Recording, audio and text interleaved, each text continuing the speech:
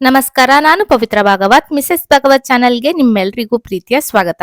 ಇವತ್ತಿನ ವಿಡಿಯೋದಲ್ಲಿ ನಮ್ಮೂರಿನ ಸಿಹಿ ತಿಂಡಿಗಳ ಎಕ್ಸ್ಪರ್ಟ್ ಆಗಿರುವ ರಾಮೂರ್ತಿ ಭಟ್ ಅವರ ಕೈ ರುಚಿಯ ಒಂದು ಬೂಂದಿ ಲಾಡು ಮಾಡುವ ವಿಧಾನವನ್ನ ತೋರಿಸ್ತಾ ಇದ್ದೇನೆ. ತುಂಬಾನೇ ಸ್ಪೆಷಲ್ ಆದ ಬೂಂದಿ ಲಾಡು ಇದು. ಮಾಮೂಲಿ ಮೆತ್ತಗಿನ ಬೂಂದಿ ಲಾಡಲ್ಲ, ಇದು ಗರಿ ಗರಿಯಾದ ಬೂಂದಿ ಲಾಡು. ಮಾಡ್ಲಿಕ್ಕೆ ಸ್ವಲ್ಪ ಕಷ್ಟಕರವಾಗಿರ್ತದೆ. ಆದ್ರೆ ಇವರು ಮಾಡುವ ವಿಧಾನವನ್ನ ನೀವು ನೋಡಿದ್ರೆ ಮನೆಯಲ್ಲಿ ನೀವು ಕೂಡ ಟ್ರೈ ಮಾಡಬಹುದು. ಯಾವ ರೀತಿ ಮಾಡೋದಂತ ನೋಡೋಣ ಬನ್ನಿ.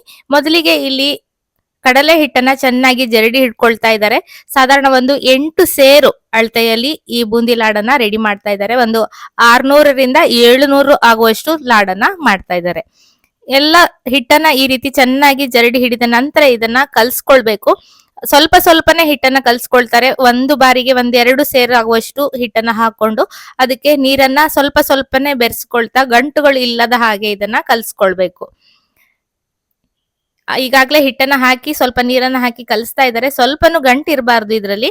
ದೋಸೆ ಹಿಟ್ಟಿನ ಹದದಲ್ಲಿ ಹಿಟ್ಟನ್ನ ರೆಡಿ ಮಾಡ್ಕೊಳ್ಬೇಕು. ತುಂಬಾ ನೀರಾದ್ರೂ ಕಾಳುಗಳು ಚೆನ್ನಾಗಿ ಬರುವುದಿಲ್ಲ, ತುಂಬಾ ಗಟ್ಟಿ ಆದ್ರೂ ಕೂಡ ಕಾಳುಗಳು ಆ ಬುಂದಿ ಲಾಡನ್ನು ಬಿಡುವ ಒಂದು ಜಾರ್ ಏನಿರ್ತದೆ ಅದರಿಂದ ಇಳಿದು ಬರುವುದಿಲ್ಲ. ಈ ಹದದಲ್ಲಿ ಹಿಟ್ಟನ್ನ ರೆಡಿ ಮಾಡ್ಕೊಳ್ಬೇಕಾಗ್ತದೆ.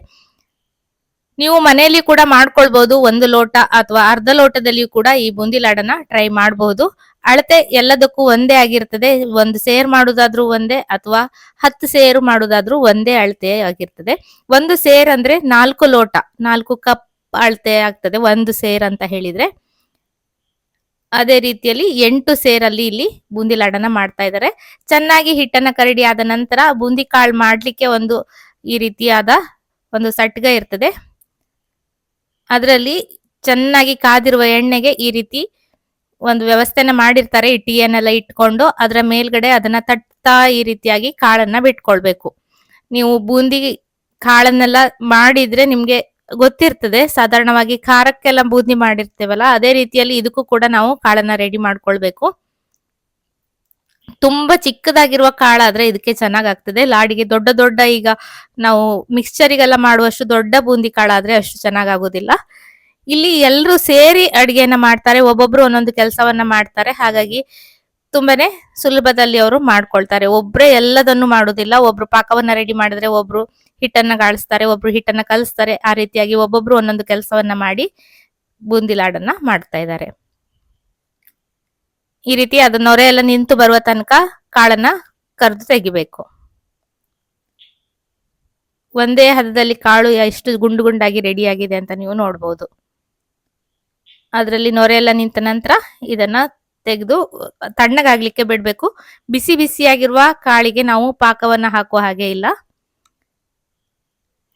ಇದು ಮಾಡುವುದನ್ನ ನೋಡುವುದೇ ಒಂದು ಚಂದ ಅಂತಾನೆ ಹೇಳ್ಬೋದು. ನೀವೆಲ್ಲರೂ ಇದನ್ನ ಇಷ್ಟಪಡ್ತೀರಾ ಅಂತ ಅನ್ಕೊಳ್ತೇನೆ. ಬೂಂದಿ ಕಾಳನ್ನೆಲ್ಲ ಚೆನ್ನಾಗಿ ಕರೆದು ತಣ್ಣಗಾಗ್ಲಿಕ್ಕೆ ಬಿಟ್ಟಿದ್ದಾರೆ. ಈಗ ಇದಕ್ಕೆ ಪಾಕವನ್ನ ರೆಡಿ ಮಾಡ್ತಾ ಇದ್ದಾರೆ. ಇಲ್ಲಿ 1 ಸೇರಿಗೆ 1 ಸೇರು ಸರಿಯಾದ ಅಳತೆ ಅಂದ್ರೆ 2 ಸಮ ಪ್ರಮಾಣದಲ್ಲಿ ಹಾಕ್ತಾರೆ. 1 ಸೇರಾಗುವಷ್ಟು ಕಡಲೆ ಹಿಟ್ಟನ್ನ ತಗೊಂಡ್ರೆ 1 ಸೇರಾಗುವಷ್ಟು ಅದಕ್ಕೆ ಸಕ್ಕರೆಯನ್ನ ಹಾಕ್ತಾರೆ. ಇಲ್ಲಿ 8 ಸೇರಾಗುವಷ್ಟು ಕಡಲೆ ಹಿಟ್ಟನ್ನ ತಗೊಂಡಿದ್ರಿಂದ 8 ಸೇರಾಗುವಷ್ಟು ಸಕ್ಕರೆಯನ್ನ ಹಾಕಿದ್ದಾರೆ. ಸಕ್ಕರೆ ಮುಳುಗುವಷ್ಟು ನೀರನ್ನ ಹಾಕಿ ಚೆನ್ನಾಗಿ ಅದನ್ನ ಪಾಕವನ್ನ ಮಾಡ್ಕೊಳ್ತಾರೆ. ಇಲ್ಲಿ ಬೂಂದಿ ಕಾಳನ್ನ ತಣ್ಣಗಾದ ನಂತರ ಒಂದು ದೊಡ್ಡ ಬೋಗಣಿಯಲ್ಲಿ ಹಾಕಿಟ್ಟಿದ್ದಾರೆ. ಅದಕ್ಕೆ ಸ್ವಲ್ಪ ಏಲಕ್ಕಿ ಪುಡಿಯನ್ನ ಹಾಕಿದ್ದಾರೆ. ಹಾಗೆ ದ್ರಾಕ್ಷಿಯನ್ನ ಹಾಗೆ ಹಾಕಿ ಇಟ್ಟಿದ್ದಾರೆ. ನಂತರ ಇಲ್ಲಿ ಗೋಡಂಬಿಯನ್ನು ಕೂಡ ಕರಿತಾ ಇದ್ದಾರೆ. ಜಾಸ್ತಿ ಪ್ರಮಾಣದಲ್ಲಿ ಮಾಡ್ತಾ ಇರೋದ್ರಿಂದ ಜಾಸ್ತಿ ಪ್ರಮಾಣದಲ್ಲಿ ಗೋಡಂಬಿ ದ್ರಾಕ್ಷಿ ಎಲ್ಲ ಹಾಕ್ತಾ ಇದ್ದಾರೆ.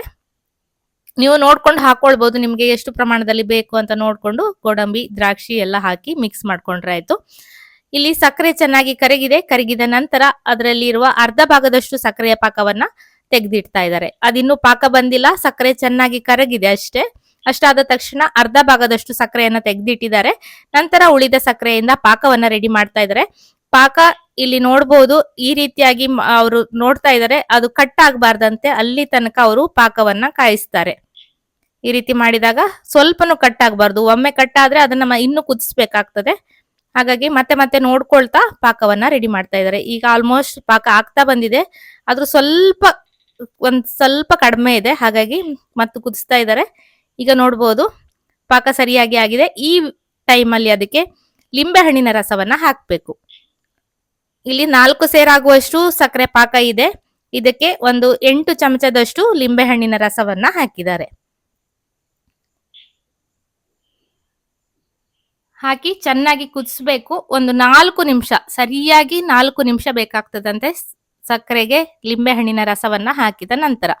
ನೀರಿಗೆ ಹಾಕಿ ನೋಡೋದಾದ್ರೆ ನೀವು ಸಕ್ಕರೆ ಪಾಕ ಉಂಡೆ ಕಟ್ಲಿಕ್ಕೆ ಬರಬೇಕು. ಆ ಹದದಲ್ಲಿ ಸಕ್ಕರೆ ಪಾಕವನ್ನ ರೆಡಿ ಮಾಡಿಕೊಂಡು ನಂತರ ಅದಕ್ಕೆ ಲಿಂಬೆ ಹಣ್ಣಿನ ರಸವನ್ನ ಹಾಕಿ ಮತ್ತೆ 4 ನಿಮಿಷ ಕುದಿ ಬರ್ಸ್ಬೇಕು.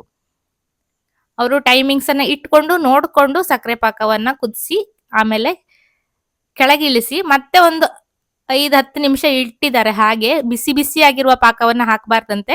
ಕರ್ದಿದ್ದು ಬೂಂದಿ ಇರ್ತದಲ್ಲ ಅದ್ರಲ್ಲಿರುವ ಎಣ್ಣೆ ಬಿಟ್ಟು ಬರ್ತದಂತೆ. ಹಾಗಾಗಿ ಅದನ್ನ ಒಂದು 10 ನಿಮಿಷ ಪಾಕವನ್ನ ಸ್ವಲ್ಪ ಹೊತ್ತು ತಣ್ಣಗಾಗ್ಲಿಕ್ಕೆ ಬಿಡ್ಬೇಕು. ತುಂಬಾ ಬಿಸಿ ಬಿಸಿಯಾಗಿರುವ ಪಾಕವನ್ನ ಬೂಂದಿ ಕಾಳಿಗೆ ಹಾಕಬಾರ್ದಂತೆ.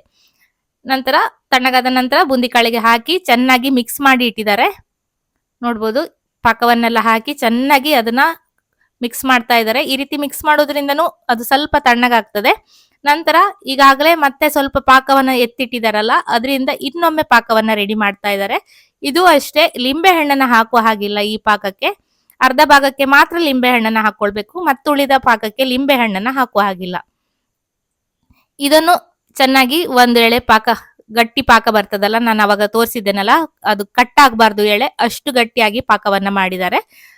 ಗಟ್ಟಿಯಾಗಿರುವ ಪಾಕವನ್ನ ಮಾಡಿ ಇದನ್ನು ಅಷ್ಟೇ ಬಿಸಿಯಾಗಿರುವಾಗ ಹಾಕಬಾರ್ದು. ಇದನ್ನು ಒಂದು 5-6 ನಿಮಿಷ ಸ್ವಲ್ಪ ಹೊತ್ತು ಈ ರೀತಿ ತಣ್ಣಗಾಗ್ಲಿಕ್ಕೆ ಬಿಟ್ಟು ನಂತರ ಮಾಡಿಟ್ಟಿರುವ ಕಾಳಿಗೆ ಹಾಕಿ ಮಿಕ್ಸ್ ಮಾಡ್ಕೊಳ್ತಾರೆ.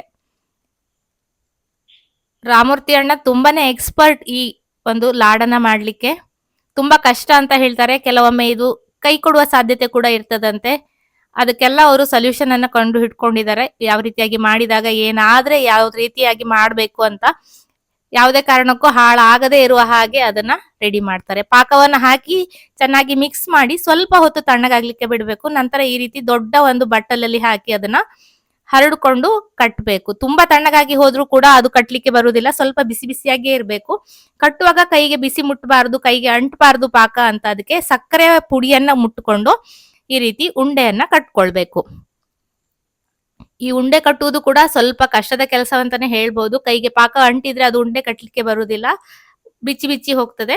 ನಾನು ಕೂಡ ಟ್ರೈ ಮಾಡುವ ಅಂತ ಸ್ವಲ್ಪ ಸಕ್ಕರೆ ಪುಡಿಯನ್ನ ಮುಟ್ಕೊಂಡು ಉಂಡೆಯನ್ನ ಕಟ್ತಾ ಇದ್ದೇನೆ. ಸಕ್ಕರೆ ಪುಡಿ ಮುಟ್ಕೊಂಡಿದ್ದು ಕಡಿಮೆ ಆಯ್ತಂತೆ, ಹಾಗಾಗಿ ಉಂಡೆ ಉದುರಿ ಹೋಗ್ತಾ ಇದೆ. ಮತ್ತೆ ಸರಿಯಾಗಿ ಸಕ್ಕರೆ ಪುಡಿಯನ್ನ ಮುಟ್ಕೊಂಡು ಉಂಡೆಯನ್ನ ಕಟ್ಟಿದೆ ನೋಡಿ. ನಾನು ಕೂಡ ಒಂದು ಲಾಡನ್ನ ಕಟ್ಟಿದೆ. ತುಂಬಾನೇ ಚೆನ್ನಾಗಿ ಬಂತು, ಏನು ಪ್ರಾಬ್ಲಮ್ ಕೊಟ್ಟಿಲ್ಲ. ತಿನ್ಲಿಕ್ಕೂ ತುಂಬಾನೇ ಚೆನ್ನಾಗಾಗಿತ್ತು. ನೋಡ್ಬೋದು, ರುಚಿ ರುಚಿಯಾದ ಗರಿ ಗರಿಯಾದ ಬೂಂದಿ ಲಾಡು ರೆಡಿಯಾಗಿದೆ. ಇವತ್ತಿನ ಈ ಅಡುಗೆ ಭಟ್ಟರ ಶೈಲಿಯ ಗರಿ ಗರಿಯಾದ ಬೂಂದಿ ಲಾಡು ನಿಮ್ಗೂ ಕೂಡ ಇಷ್ಟ ಆಗಿದೆ ಅನ್ಕೊಳ್ತೇನೆ. ವಿಡಿಯೋ ಇಷ್ಟ ಆದ್ರೆ ಖಂಡಿತ ಒಂದು ಲೈಕ್ ಮಾಡಿ, ಶೇರ್ ಮಾಡಿ, ಅನಿಸಿಕೆಯನ್ನ ಕಮೆಂಟ್ ಅಲ್ಲಿ ತಿಳಿಸಿ.